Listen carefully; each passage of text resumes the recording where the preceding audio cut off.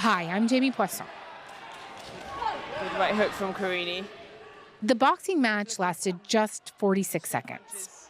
Angela Carini of Italy faced off against Iman Khalif of Algeria. Nice little lead up from Khalif. Then Khalif threw a punch. Solid straight right hand from Khalif there.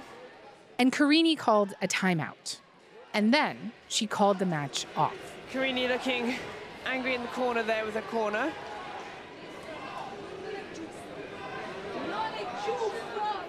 You can hear Carini yelling in Italian again and again. Non è giusto. It's not fair. She's not happy about something. We're waiting the results here. The winner by abandoned. In red from Algeria, Iman Khalif. Carini refused to shake her opponent's hand and fell to her knees crying. She later said she withdrew due to the intensity of Khalif's punches. Carini apologized to Khalif later, and considering that this is a sport where a guy once bit off a piece of another guy's ear, this might sound pretty tame to you as boxing matches go. But it has ignited an absolute firestorm of controversy and misinformation, with many people claiming that Khalif is a man or that she is transgender. This young girl from Italy, a champion boxer, she got hit so hard she didn't know what the hell hit her. It's a person that transitioned. He was a good male boxer. Yeah.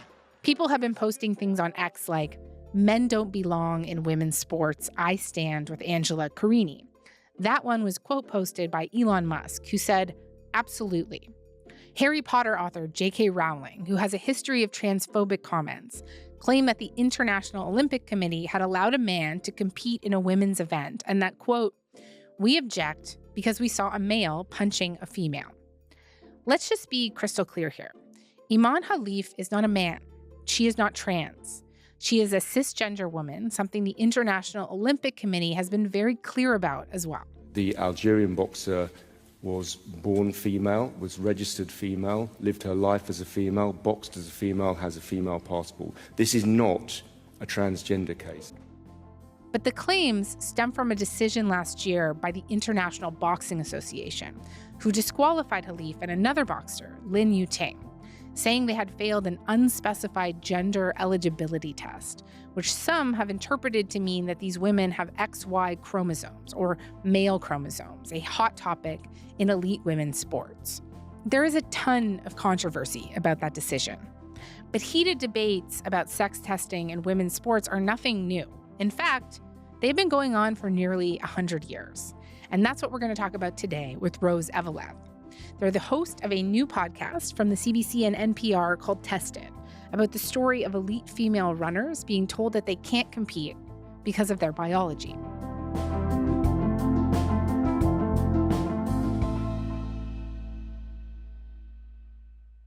Rose, hi. Thank you so much for coming on. Thanks so much for having me. So to understand the uproar around these two boxers, Iman Khalif and Lin Yuting, we really need to understand more about this decision that the International Boxing Association made in 2023. So this happened just a few hours before the World Boxing Championships in New Delhi, and they said that both athletes had failed gender eligibility tests and couldn't compete. So what were these tests? Do we know what the International Boxing Association was testing for and what they found? So right now, as far as I know, we do not know what tests were done. There's been a lot of, I think, misinformation, confusion around what exactly we know here. All they said in the meeting minutes at this meeting are that they failed to meet eligibility rules, followed by a, quote, test conducted by an independent laboratory. But they never at any point say what test we're talking about here. And that really matters because we don't know really anything at all, essentially, about these women's biology. And there have been a lot of people making quite confident claims about what's going on here. We don't know, for example, their testosterone levels. So this idea that we know that these women have, quote unquote, high testosterone levels is untrue. We really don't know. What we've heard is that they may have a Y chromosome, which can happen I think some studies estimate, 1 in 15,000 women have Y chromosomal material in some or all of their cells. It's a thing that can happen for all sorts of reasons. It can have a variety of impacts on the body. But the short answer is we really actually do not know at this point what test was done. And what has the International Olympic Committee said about these two women, about why they're allowing them to compete when the IBA didn't? Yeah, so one thing that makes this story sort of messy and confusing is that the International Boxing Association, just a couple months after this decision to strip these two women of their eligibility, got taken over by the IOC because they had failed to make changes that had been asked of them since 2019 in their organization structure, in their ethical practices. It's sort of a very messy story. So 2 months after they disqualify these women, the IOC essentially takes over and creates what's called the Paris Boxing Unit to essentially run boxing for this Olympics. And so when they stepped in, one of the things they did was they looked at this decision and they said, well, these women have not failed any kind of Olympic-based eligibility requirement. They've not failed any kind of test that we would ever issue or, ask them to do. And so they reinstated these women. And so they have been able to fight in Paris, even after being disqualified by the IBA.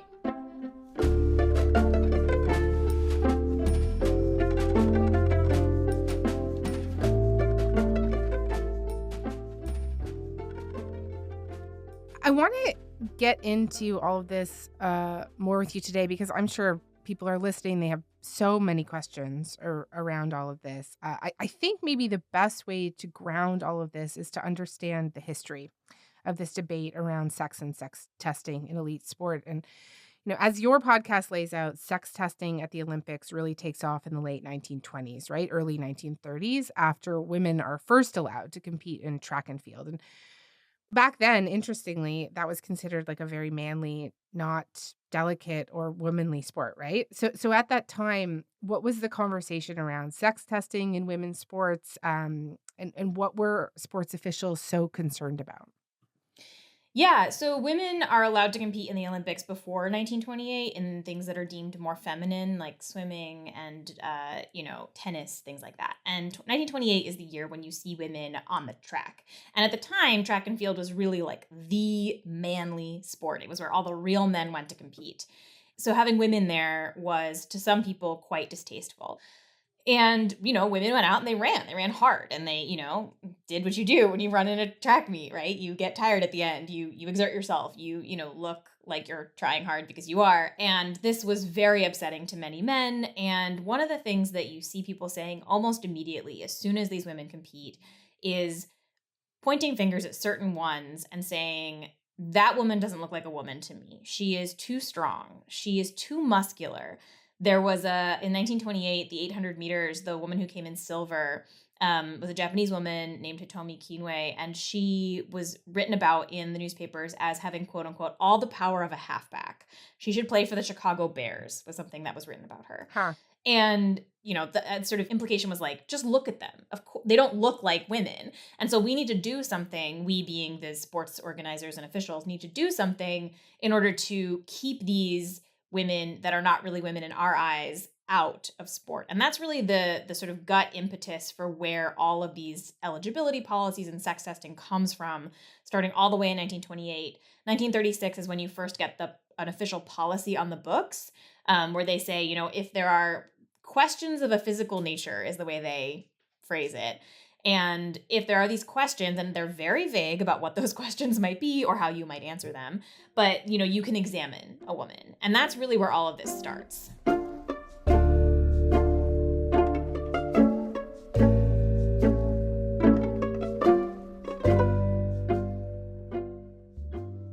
And talking about how sports officials went about verifying who is a quote unquote woman, there were also these things called nude parades, right? And what were those? Tell me about those. Yeah, so 1936, you get this very vague policy that I mentioned, and those allow for essentially visual examinations, which is a very kind way of saying asking someone to get naked and looking at her body and seeing if she looks like a woman. And that is really case by case. It's sort of a spot check situation. It's suspicion based until 1966. And in 1966, the governing body of track and field says, actually, instead of just abandoning this, we need to test every single woman to make sure she's really a woman. And we're going to do that by doing what are called nude parades. They, not officially called nude parades. Nobody in charge of sport was calling them nude parades, but the women were calling them nude parades. The other thing they called them was the peek and poke tests, which is exactly what it sounds like, which was that you had women, every single one was asked to go into a room, get naked, and be examined. And for the podcast, I spoke to a couple women who had to do this and who all found it like incredibly baffling, very invasive. In that era, the women who competed in the Olympics of track and field were much younger than they are now. So we're talking about like 15, 16, 17-year-olds who are going through these visual examinations. And those are short-lived because they are unsurprisingly quite unpopular amongst the athletes and truly anyone who hears about them. And so they replaced those eventually with chromosome tests, which sort of is relevant to today. This idea that, okay, all we have to do is look for a Y chromosome, and that's going to tell us who is really a woman. And, spoiler alert, that is not true. Well, we'll just flesh that out more for me because that sounds very scientific, right? But pretty much right away in the 60s, a lot of people, including scientists, start saying that this is totally unethical, that we should not be using these chromosome tests to decide who should and shouldn't qualify to compete in women's sports. And just tell me more about that. Right. Like, I think many people, perhaps listening, and myself included, you learn in high school biology that human sex is very simple and it's XX and XY, right? And that's the thing, right? That's how we tell. And of course, like many things that many of us learned in high school, that is not quite true.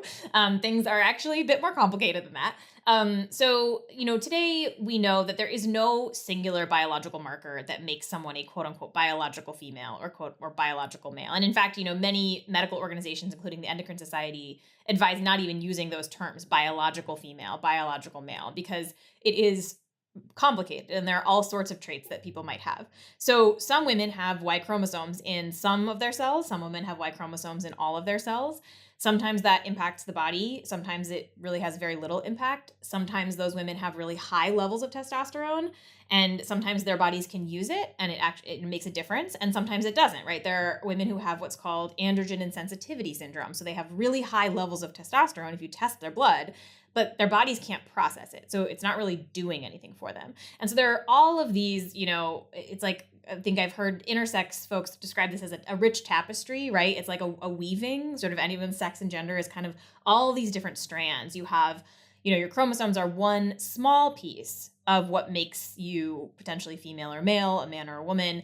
And it's just one of them. And there are all kinds of other things that also, contribute to this sort of assemblage of traits that might put you in one category or another, or in between, which is sort of one of the challenges, right? Is that, we have sports that are very binary, and we have human bodies that don't really ascribe to that binary because nature's complicated and interesting. And so having a Y chromosome sounds very scientific, and that's part of why sports organizations for many years really loved it, because it sounds totally foolproof, right? It sounds like a scientific test that we can do, that there it is, bing, bang, boom, we're done. Yeah. And, the scientists who know say, actually, it's not so simple.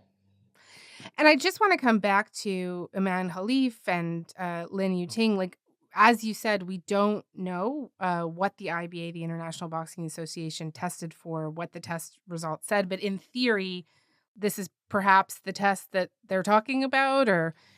Maybe. And even within testing for chromosomes, there are a variety of ways you might get at that. So in the 60s and 70s, they used what's called the bar body test, which is a cheek swab and then you look under a microscope and look for a little dot.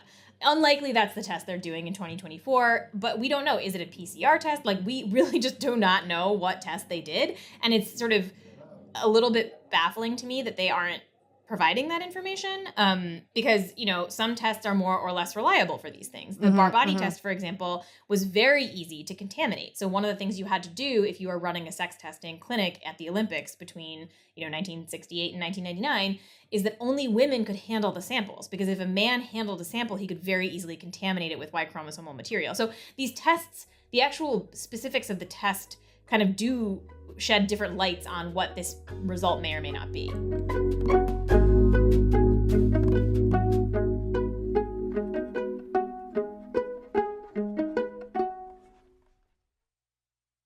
So eventually, scientists and medical associations and some athletes, after all of their calls for the International Olympic Committee to end sex testing, they do that in 1999, right?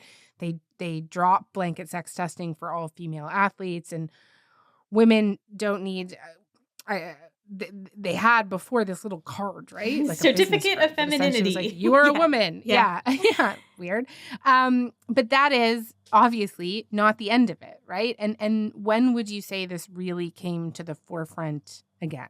So yes, so the IOC drops the certificate of femininity in 1999, and there is this very messy 10-year period where there is something that sort of is very much like, if someone is suspicious, sort of akin to the 1936 rule, if someone seems kind of suspicious, then maybe we should do something. And that card doesn't get pulled until 2009. And that is when a South African athlete named Caster Semenya sort of breaks onto the world stage, wins the world championships in Berlin.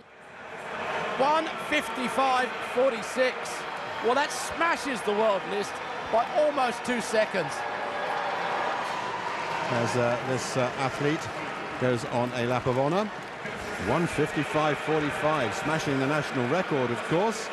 An amazing performance. So we'll be hearing a lot more of that, no doubt.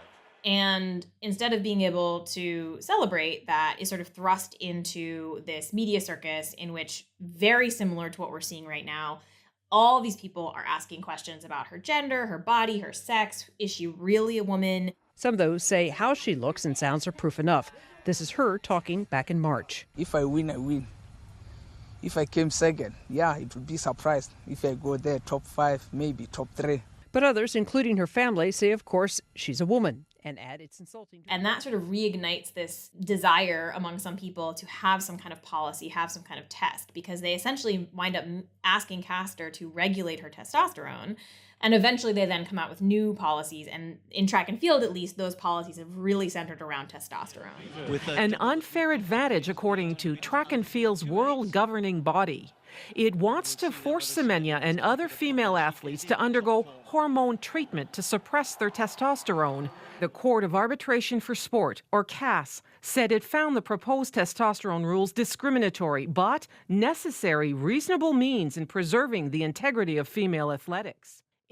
And so these new rules come into place from World Athletics, and they affect one of the main characters in your podcast. And she is a young Namibian woman named Christine Boma, right? An incredibly fast runner. She won silver in the 200-meter race in Tokyo. Christine Boma, 21:81. She ran 3 rounds here, and each time she set a new world under-20 record, 21:81.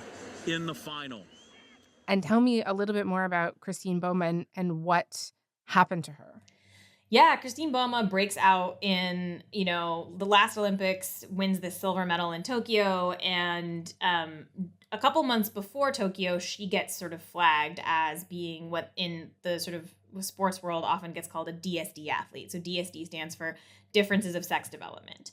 And some people have speculated that, Imane Khalif and Lin Yuting are also DSD athletes. We don't know that again because we don't really know what's going on there. But Christine Boma gets flagged as a DSD athlete. She actually has to drop out of her main event, the 400, and run the 200 in Tokyo, and she wins silver, which is really exciting. It was joy and celebrations in the small village of Shinyongwe when Boma raced past experienced athletes to claim the silver medal.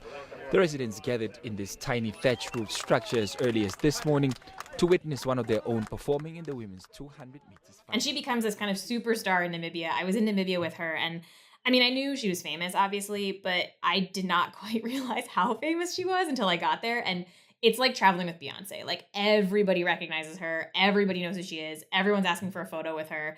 You can't go anywhere without being kind of mobbed by people. And when World Athletics updated their rules in the spring of 2023, actually right around the same time the IBA was stripping these boxers of their recognition, they updated their rules saying that athletes like Christine, athletes with certain DSD conditions, can only compete in elite women's track and field if they lower their testosterone level to below a certain number. And so Christine is faced with this choice. She chooses to take the drugs and try and do this because all she wants to do is run. And I sort of spent a while following her around as she kind of tries to get her regimen right, the drugs correct, and then tries to get back out on the track.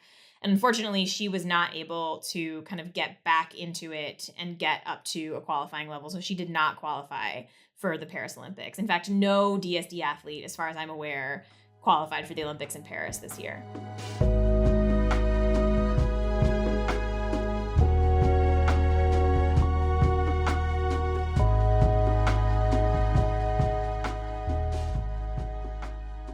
I think that this gets us to the crux of the argument here, which is whether or not these differences of sexual development, DSD, gives you an unfair advantage or an advantage that is more unfair than other advantages, right? So I want to like go through some of those arguments with you.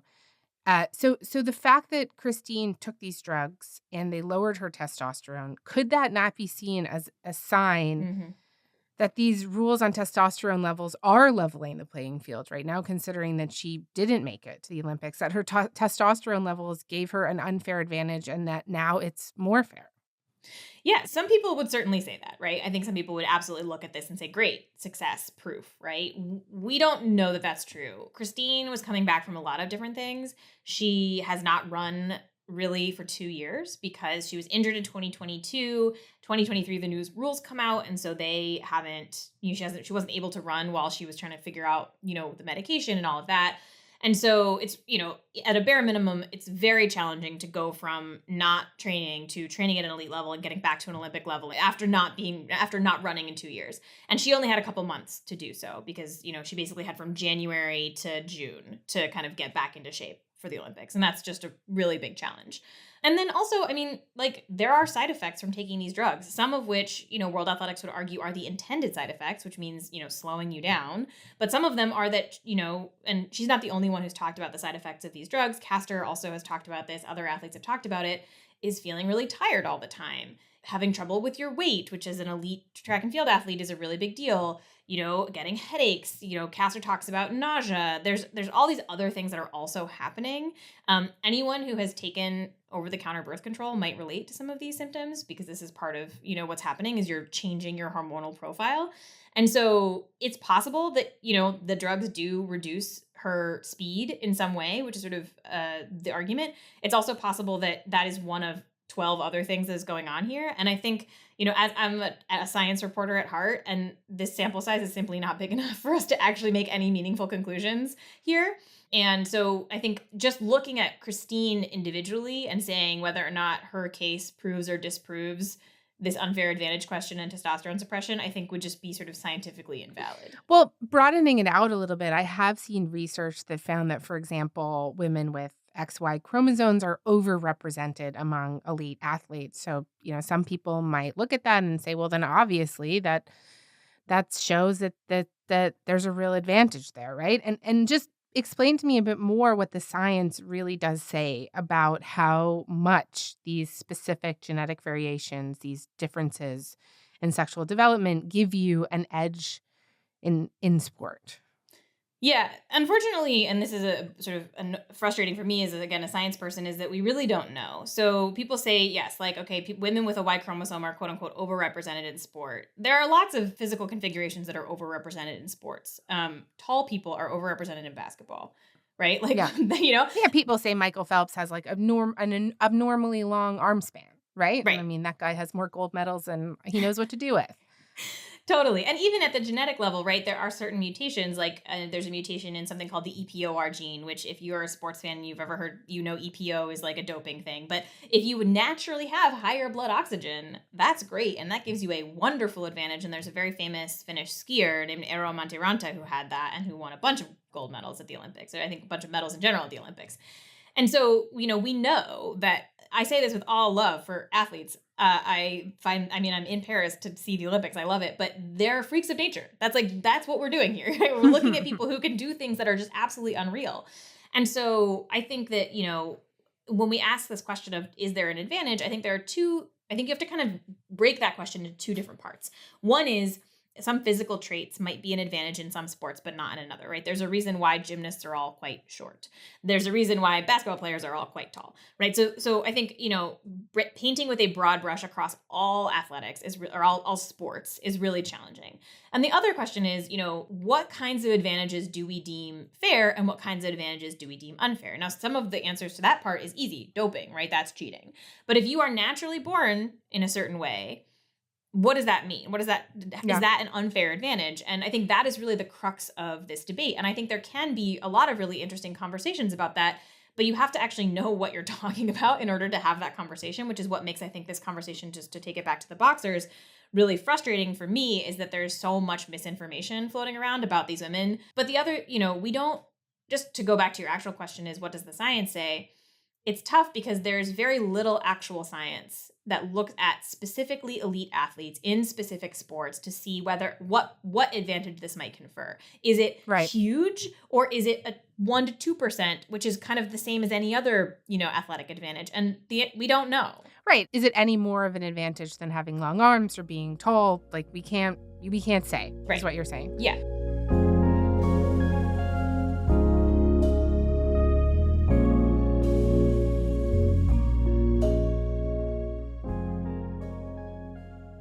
Coming back to the boxers, do you think that it ups the ante a little bit when we're talking about a sport where people are essentially beating up on each other, right? And where the argument is more, is this not only fair, but is it safe if these differences in sexual development potentially give boxers a big physical advantage over their competitor? I think a lot of people watching this debate are saying, what do you do about that? Totally. I think boxing really makes this intense for people. I totally confess, boxing is not a sport I love. I don't really enjoy watching people beat each other up. It's not fun it's not a sport that I'm generally watching. But I do think that the boxing of it all absolutely increases the intensity and the sort of emotional stakes here, because people see this, and can, I think, it also, some of the worst actors who don't actually care that much about women's sports or about boxing at all can make this play that it's about safety, that it's about, a man beating up a woman, which again is not what is happening here. But it's a really spicy headline, and it's a really intense tweet that you can share that people will get all riled up about. And I think it makes it easier to froth people up. Yeah. We've talked about how this conversation has been happening for over a century now, but I am wondering if you also feel like it feels different to you right now, even than it did a few years ago, because of the moment that we're in, because of this kind of anti-trans panic, because of a lot of laws being introduced in the US and Canada that have to do with regulating the lives of transgender people. And again, the athletes that we have been talking about today are not trans, but tell me more about how you think the discourse we're in right now and that panic is being projected onto the stories of these female athletes right now. Absolutely. I think it's interesting, right? Because in some ways, I'm seeing the same things said over and over and over again, right? There's this echo through history from 1928 to 1966 to 1999 to 2009, right? You're seeing the same things. And then also at the same time, there is this shift in the last 5 to 7 years.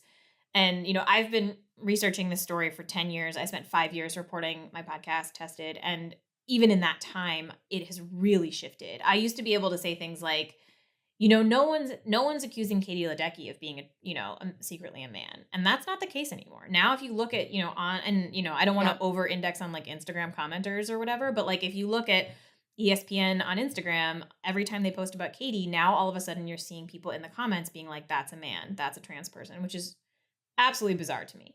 And so I do really think that there is this intensity around the groups of people who are trying to vilify and exclude and essentially eliminate trans folks from the discourse and from existence, really have jumped on sports as a sort of a place to have that debate. And so now what you're seeing is, again, all of this sort of misinformation and disinformation around athletes. And I think a lot of confusion, and some of it I think is very not necessarily nefarious. I think a lot of people just don't actually know the difference between, say, an intersex person and a trans person.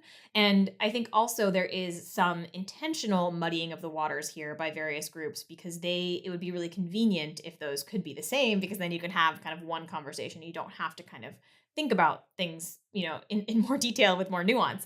And so I do think the conversation has really shifted, both in just sort of like who is having it, but also in intensity. There is just this, it's a little bit terrifying, actually, the sort of vitriol with which people have really jumped on this topic. And that's not to say that people didn't say terrible things about, Castor or even Christine or, people in the past, but the tone is different.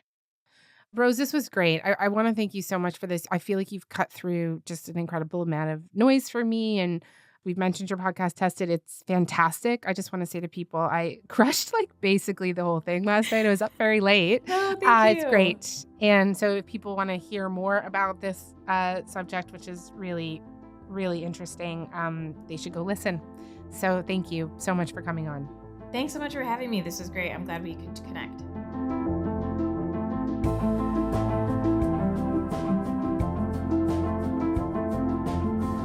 All right. That's all for today. I am Jamie Poisson. Thanks so much for listening. Talk to you tomorrow.